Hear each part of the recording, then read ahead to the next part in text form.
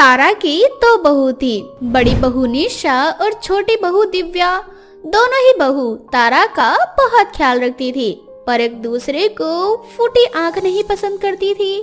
दिव्या, तुम्हारी हिम्मत कैसे हुई माँ जी के लिए चाय बनाने की, जब मैंने उनके लिए पहले से ही चाय बना रखी है। अरे क्या हो गया अगर माँ जी मेरे हाथ की चाय पी लेंगी तो? वैसे भी माँ जी हमेशा आपके हाथों की ही चाय पीती हैं। तुझे शर्म नहीं आती अपनी जेठानी से इस तरह से बात करते हुए? जब मेरी जेठानी को शर्म नहीं आती तो मुझे किस बात की शर्म? और मैंने माँ जी को चाय दे दिया है। अब देखना कि माँ जी कैसे मेरी तारीफ करती है, आपकी नहीं। इतना बोलकर दिव्या अपनी सास तारा के पास जाकर बैठ जाती है, तो वहीं निशा किचन में अब अपनी सास का फेवरेट हक्का नूडल बनाने लगती है। उसे क्या लगता है कि वो मुझसे जीत जाएगी? आखिर मैं उसकी जेठानी हूँ और माँ जी की फेवरेट बहू। उसके आने से पहले मैं थी माँ जी की फेवरेट और अब मैं ही रहूंगी। कोई बात नहीं, देने दो उसको चाय, कुछ देर बाद माँ जी मेरी ही तारीफ के पुल बांधेंगी। इस तरह से निशा अपनी सास के लिए हक्का नूडल्स बनाने लगती है। तो वहीं चाय पीने के बाद तारा के नाक में नूडल्स की खुशबू जाती है और वो दिव्या की तारीफ छोड़ उससे कहती है, बहू, हाका नूडल्स की खुशबू सिर्फ मुझे आ रही है या तुझे भी आ रही है? सही कहा माँ जी, मुझे भी आ रही है, पर ये किसके घर में बन रहा है? इतना बोलकर दिव्या सूंघती हुई अपनी जगह से खड़ी हो जाती है और उसे पता चल जाता है कि हक्का नूडल्स किसी और के घर में नहीं बल्कि उसी के घर में बन रहा है और उसी की जेठानी ये हक्का नूडल्स बना रही है। जेठानी जी, आपने ये बिल्कुल भी सही नहीं किया। कितने दिनों बाद मैं माँ जी की नजरों में अच्छी बनने वाली थी, लेकिन आपने मुझसे ये मेरा मौका छीन लिया। आपको तो मैं छोड़ूंगी नहीं। छोटी बहू, मुझे लगता है ना कि निशा बहू हाका नूडल्स बना रही है। तू जल्दी से जा और मेरे लिए लेकर आ, मुझे ना बर्दाश्त नहीं हो रहा। तू तो जानती है ना कि मुझे कितना ज्यादा पसंद है नूडल। माँ जी, आपको अपने नूडल्स लेने के लिए किसी को भेजने की जरूरत नहीं है, मैं खुद आपके नूडल्स लेकर आ रही हूँ। खाकर बताइएगा कैसे बने हैं। अपने फेवरेट नूडल्स खाकर तारा खुशी से पागल हो जाती है और अपनी बड़ी बहू की तारीफ करते हुए नहीं थकती। ये देखकर दिव्या को बहुत गुस्सा आता है और वो वहाँ से चली जाती है। अब समय इसी तरह से बीतता जाता है और दोनों देवरानी जेठानी की लड़ाई भी बढ़ती जाती है। दिव्या, हम दोनों ने कल ही फैसला किया था ना कि किचन का काम मैं करूंगी और बाकी घर के सारे काम तुम। जेठानी जी, मैं क्या आपको बेवकूफ नजर आती हूँ या फिर मेरे माथे पे लिखा है कि मैं बेवकूफ हूँ? आप सिर्फ खाना बनाओ, घर के सारे काम मैं करूँ। आप खाना बनाकर माँ जी से तारीफें बटोरने का काम करो और मैं नौकरानी की तरह घर में झाड़ू पोछा बर्तन ये सब करूँ। दिव्या, मैंने तुमसे कितनी बार कहा है कि मैं तुमसे बड़ी हूँ, मेरी थोड़ी इज्जत किया करो और मुझसे तमीज से बात किया करो। क्या पता मुझसे तमीज से बात करने पर मैं तुम पर थोड़ा रहम खा लूं। कोई जरूरत नहीं है आपको मुझ पे रहम करने की। आप खुद खाना बनाकर खा लो। क्या पता रहम खाने से ज्यादा टेस्टी आपके हाथ का बनाया हुआ खाना लगे आपको। मैं जा रही हूँ अपना काम करने के लिए। इतना बोलकर दिव्या अपनी सास के कमरे में चली जाती है और अपनी सास का सर दबाने लगती है। छोटी बहू, एक तू ही है जिसे मेरा ख्याल रहता है। बिना कहे हमेशा मेरे कमरे में आकर मेरी सेवा करती है, अपने हाथों से मुझे खाना खिलाती है। भगवान तो ऐसी बेटी भी नहीं देता किसी को जैसी मुझे बहू मिली है। माँ जी, ये तो मेरा फर्ज है, आप ऐसी बातें क्यों करती हो? आपको तो पता है ना कि मुझे अपनी तारीफें सुनना बिल्कुल भी अच्छा नहीं लगता। मैं जेठानी जी की तरह थोड़ी ना हूँ जो लालच में आकर आपकी सेवा करूंगी। छोटी बहू, बड़ी बहू का भी दिल साफ है, लेकिन पता नहीं कुछ सालों से क्या हो गया है इसे। हर समय इसकी नाक पर गुस्सा रहता है। तू भी तो प्यारी है, बस तुम दोनों अपनी लड़ाई बंद कर दो, इस घर में हमेशा शांति आ जाएगी। तारा ये सब कुछ बोल ही रही होती है कि तभी ये सारी बातें निशा सुन लेती है और सुनती हुई वहाँ आ जाती है और अपनी सास से कहती है, माँ जी, गुस्सा सिर्फ मेरी नाक पे नहीं रहता, आपकी प्यारी बहू की नाक पर भी रहता है। और वैसे भी तालिका की एक हाथ से नहीं बजती। दीदी, आप साफ साफ क्यों नहीं कह देती कि जब माँ जी मेरी तारीफें करती हैं तो आपको अच्छा नहीं लगता, आपको जलन होती है? भला मुझे क्यों जलन होगी? वो इसलिए क्योंकि अब मैं भी माँ जी की लाडली बहू बन चुकी हूँ। क्यों माँ जी, सही कहा ना मैंने? इस तरह से एक बार फिर दोनों देवरानी जेठानी के बीच झगड़ा शुरू हो जाता है। इस बार दोनों के बीच का झगड़ा इतना ज्यादा बढ़ जाता है कि तारा अपने कमरे से चली जाती है और आसपास की औरतें तारा के घर से झगड़े की आवाज सुनकर परेशान हो जाती है। अरे तारा बहन, तुम अपने घर में बहू लेकर आई हो या लड़ाकू विमान? जब देखो तुम्हारी दोनों बहुएं आपस में झगड़ती रहती हैं, तुम इन दोनों को अलग क्यों नहीं कर देती? बहन, मैं लाचार हो चुकी हूँ। अगर मैं इन दोनों को अलग कर दूंगी तो मेरी सेवा कौन करेगा? बस एक यही वजह है कि मैं इन दोनों को अलग नहीं करती। मैं इसी तरह से इन दोनों के झगड़ों के बीच में पिसती रहती हूँ। अरे तारा बहन, मेरी बात मानो, तुम अपनी दोनों बहुओं को ना थोड़ा डरा कर रखो और धमकी दो कि अगर वो दोनों इस तरह से लड़ती रही तो तुम उन दोनों को उनके मायके हमेशा के लिए भेज दोगी। फिर देखना कैसे लड़ाई करती हैं ये दोनों। और अगर फिर तुम दोनों के बीच झगड़ा हुआ तो मैं क्या करूंगी? अगर फिर भी झगड़ा होना तारा बहन, तो दोनों को कुछ दिनों के लिए भेज ही देना। और रही सेवा की बात, तुम्हारी दोनों ही बेटे बहुत अच्छे कमाते, तुम्हारे लिए केयर टेकर रख लेंगे। अब तारा अपनी बहू के बीच का झगड़ा खत्म करने के लिए बिल्कुल ऐसा ही करती है। और इस बार जब दोनों देवरानी जेठानी के बीच लड़ाई होती है तो तारा अपनी दोनों बहुओं को धमकी देती है। बहुत हो गया तुम दोनों का, हर समय कुत्ते बिल्ली की तरह लड़ती रहती हो। मैं तुम दोनों के झगड़े से परेशान हो चुकी हूँ। अगर मेरे घर में अब तुम दोनों ने फिर से झगड़ा किया तो मैं तुम दोनों को उठाकर तुम्हारे मायके फेंक दूंगी। पड़ी रहना अपने मायके में और लड़ती रहना। माँ जी, मैं समझ गई। अब से मैं कभी अपनी प्यारी छोटी देवरानी से नहीं लड़ूंगी। पर मुझे इसका नहीं पता, ये तो एक नंबर की झगड़ालू है। नहीं दीदी, ऐसा नहीं है। मैं आपसे बहुत प्यार करती हूँ और आप मेरी बड़ी बहन हो, बस इसीलिए कभी कभी झगड़ा कर लेती हूँ। और मैं वादा करती हूँ आपसे कि मैं आपसे कभी लड़ाई झगड़ा नहीं करूंगी। आप भी मुझसे कभी मत लड़ना। क्या तुम दोनों तो अभी भी झगड़ा कर रही हो? अगर ऐसा है तो फेंकू तुम दोनों को तुम्हारे मायके में। तारा का गुस्सा देखकर और उसकी धमकी से उसकी दोनों बहुएं डर जाती है, जिसके बाद वो दोनों फिर कभी तारा के सामने नहीं झगड़ते। पर तारा की गैर मौजूदगी में दोनों देवरानी जेठानी अपने दिल की भड़ास निकालती हैं और तारा के आते ही ऐसे दिखाती है जैसे उन दोनों में कितना ज्यादा प्यार हो। अनीता प्यारे सी बच्ची को जन्म देती ही इस दुनिया को छोड़कर चली जाती है। अनीता के जाने के बाद विशाल बिल्कुल अकेला हो गया था। उसे समझ नहीं आ रहा था कि वो अपनी छोटी सी बच्ची को कैसे पाले। अब इसी तरह से कुछ दिन बीत जाते हैं और विशाल अकेले अपनी बच्ची की जिम्मेदारी उठाकर थक जाता है, जिस वजह से उसकी नौकरी भी चली जाती है। माँ, मेरी बच्ची अभी बहुत छोटी है। आप तो जानती है ना कि अनीता भी इस दुनिया में नहीं रही। अगर आप कुछ दिनों के लिए यहाँ गांव से आ जाती तो मेरी थोड़ी मदद हो जाती। क्या अनीता इस दुनिया में नहीं रही? बेटा, इतना सब कुछ हो गया और तू अपनी माँ को आज बता रहा है? माँ, मैंने आपसे बात करने की कोशिश करी थी, पर मुझे पता चला कि आप तीर्थ यात्रा पर गई थी। उस दिन के बाद से मेरी आपसे आज बात हुई है। तू चिंता मत कर बेटा, तेरी माँ भी जिंदा है। मैं कल के कल आ रही हूँ। अब आशा बिना कोई देरी किए विशाल के पास पहुंचती है, जहां अपनी सी प्यारी सी पोती को देखकर उसका नाम प्रिंसी रखती है। अब देखते ही देखते कुछ महीने बीत जाते हैं। अब आशा की भी उम्र हो चुकी थी। वो अकेले अपनी पोती का ख्याल नहीं रख पा रही थी, इसलिए एक दिन विशाल ऑफिस से घर आता है तो आशा विशाल से कहती है, विशाल बेटा, अब तेरी माँ की उम्र हो चली है। घर के काम और प्रिंसी को अकेले संभालना मेरे बस का नहीं है। तू दूसरी शादी कर ले। मैं दूसरी शादी नहीं कर सकता। भगवान ना करे अगर मेरी बेटी की सौतेली माँ ने उस पर अत्याचार किया तो मैं क्या करूँगा? मैंने इसके लिए बहुत से सपने संजोए हैं। विशाल, मैं तेरी परेशानी समझती हूँ, पर तू चिंता क्यों करता है? मैं भी तो हूँ ना माँ। मैं तेरी दूसरी बीवी पर कड़ी नजर रखूंगी। वो चाह कर भी मेरी पोती के साथ कुछ गलत नहीं कर पाएगी। और भगवान ने चाहा तो क्या पता हमारी प्रिंसी को उसकी सगी माँ से बढ़कर प्यार करने वाली माँ मिल जाए। अब विशाल अपनी माँ की बात मान लेता है और बहुत जल्द वो काजल नाम की एक औरत से शादी कर लेता है। देखो काजल, मैंने तुमसे शादी सिर्फ मेरी बेटी के लिए की है, इसलिए मैं तुम्हें अभी से ही बता देता हूँ कि मेरी बेटी के साथ कभी बुरा मत करना। अगर मुझे जरा भी शक हुआ कि तुमने मेरी बेटी के साथ कुछ गलत किया है तो उसी दिन हमारा रिश्ता टूट जाएगा। विशाल जी, आप बिल्कुल भी फिक्र मत कीजिए। प्रिंसी अब मेरी बेटी है। मैं उसे माँ की कमी कभी महसूस नहीं होने दूंगी, चाहे उसके लिए मुझे बेऔलाद क्यों ना रहना पड़े। और मैं वादा करती हूँ तुमसे कि मैं अपनी प्रिंसी को हमेशा खुश रखूंगी, कभी कोई दुख नहीं दूंगी। इस तरह से काजल प्रिंसी का ख्याल रखने लगती है। समय यूं ही बीतता जाता है और प्रिंसी 5 साल की हो जाती है। ऐसे ही एक दिन प्रिंसी को स्कूल जाने में थोड़ा लेट हो जाता है और प्रिंसी इसी बीच स्कूल के ग्राउंड में अकेले खेलने लगती है। और खेलते हुए उसके सर पर चोट लग जाती है। अब जैसे ही काजल स्कूल पहुंचती है, वो प्रिंसी के सर से खून निकलता हुआ देख घबरा जाती है। प्रिंसी बेटा, तुम्हारे सर पे चोट कैसे लगी?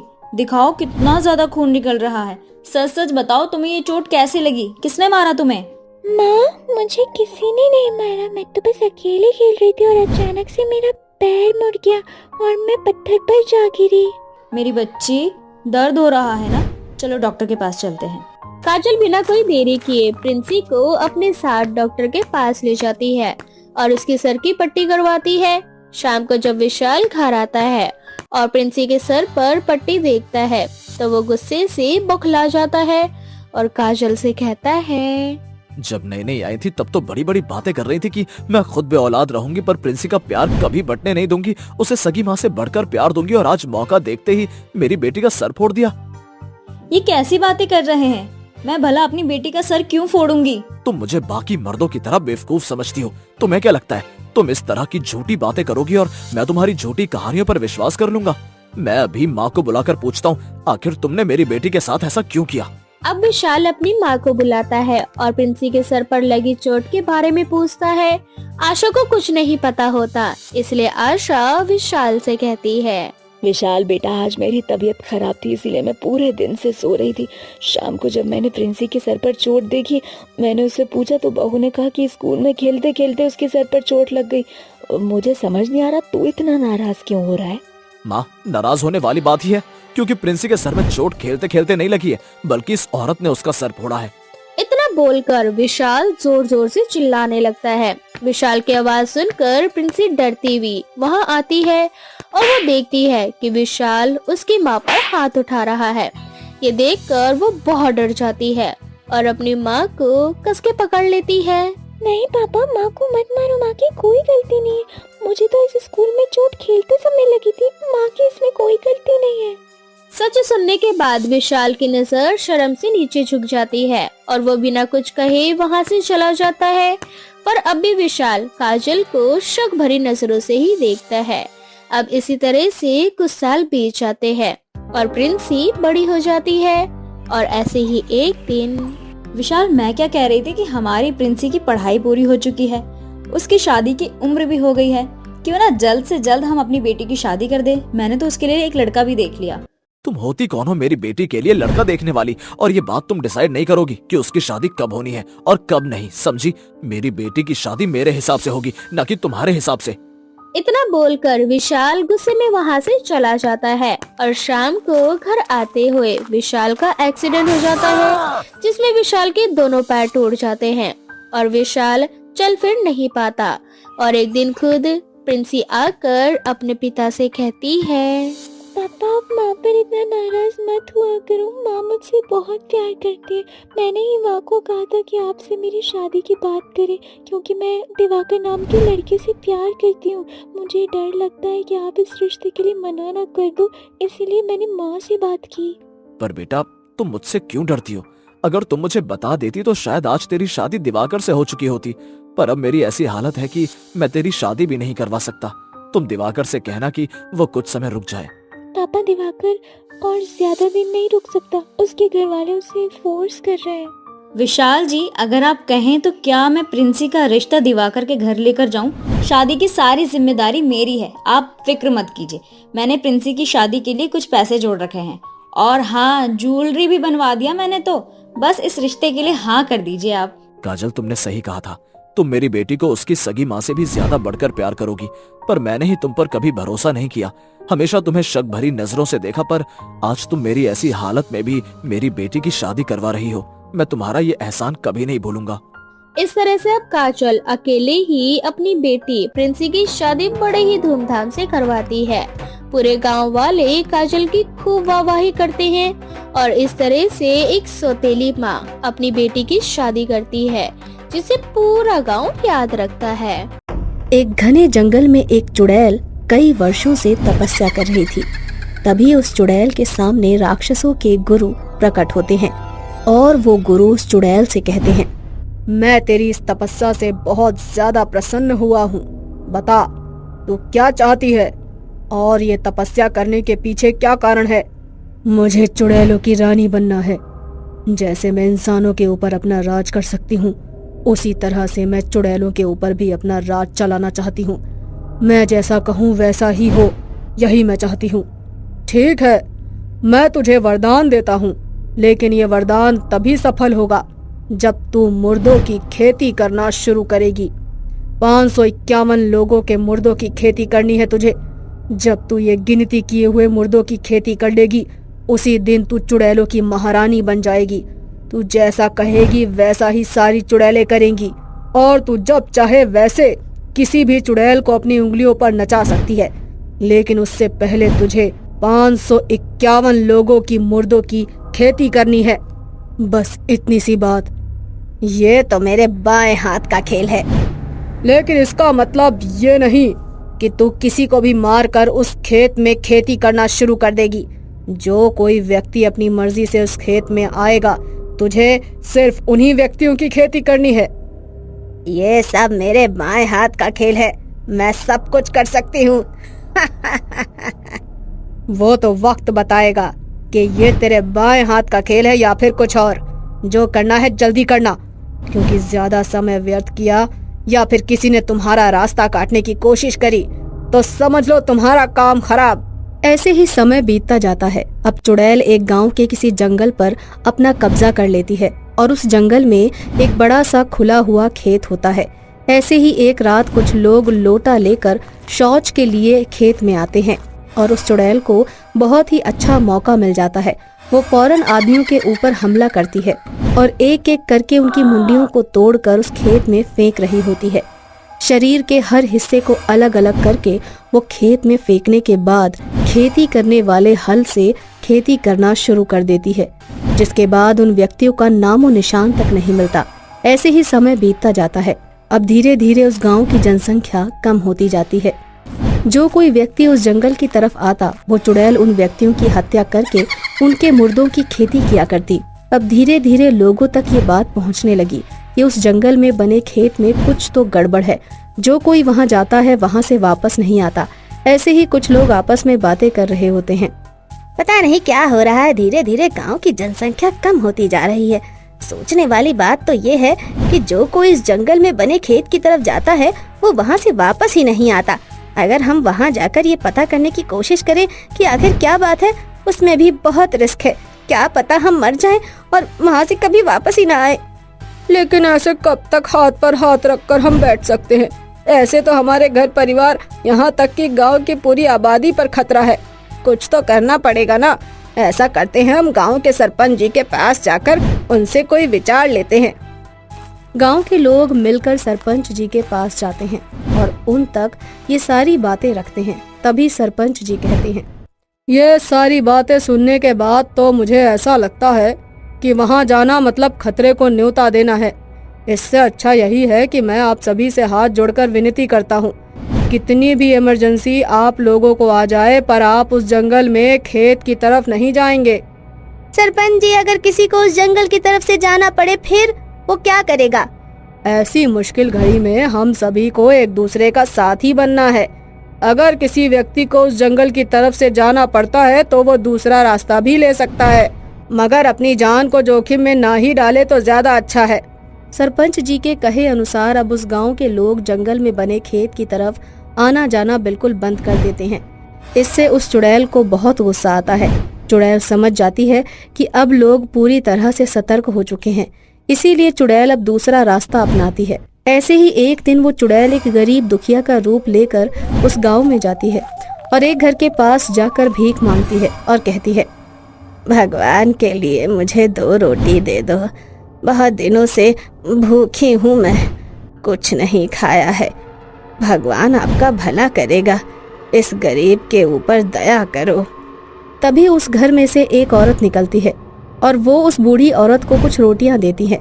तभी वो अपना भेष बदलती है और चुड़ैल उस औरत को अपनी ओर आकर्षित करती है, जिसके बाद वो औरत भेष बदली हुई उस बूढ़ी औरत के पीछे पीछे चलने लगती है और चलते चलते वो चुड़ैल उसे जंगल में बने खेत की तरफ ले जाती है। वहां ले जाकर उसे मौत के घाट उतार देती है और उसकी खेती करना शुरू कर देती है।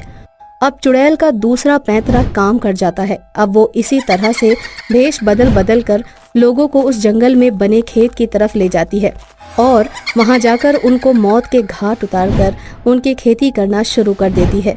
ऐसे ही एक दिन वो चुड़ैल फिर से एक गरीब औरत का रूप लेकर लोगों से मदद मांगती है। तभी एक व्यक्ति उस चुड़ैल को गरीब दुखिया समझकर उसकी मदद करने के लिए तैयार हो जाता है। ये सारा नजारा सरपंच खड़े होकर देख रहा होता है। चुड़ैल उस व्यक्ति को अपनी ओर आकर्षित कर लेती है और उसे जंगल में बने खेत की तरफ ले जाती है। तभी वहाँ सरपंच जी और गांव के कुछ व्यक्ति साथ में एक तांत्रिक को लेकर आते हैं। वो दोनों तांत्रिक बाबा कुछ मंत्र पढ़ने लगते हैं। उस मंत्र के उच्चारण से चुड़ैल की शक्तियाँ बिल्कुल निष्क्रिय हो जाती हैं। तभी बाबा कहते हैं, बता, तू ऐसा क्यों करती है? क्यों लोगों को मार मार कर उनकी खेती कर रही है? तू सच बताएगी या फिर तेरी भी खेती कर दे हम लोग इस जंगल में?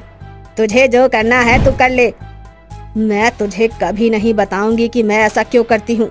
वो दोनों बाबा मिलकर चुड़ैल के ऊपर एक के बाद एक भभूत वगैरह, माता रानी का सिंदूर और साथ में ही बहुत सारे पवित्र मंत्र का उच्चारण करने लगते हैं।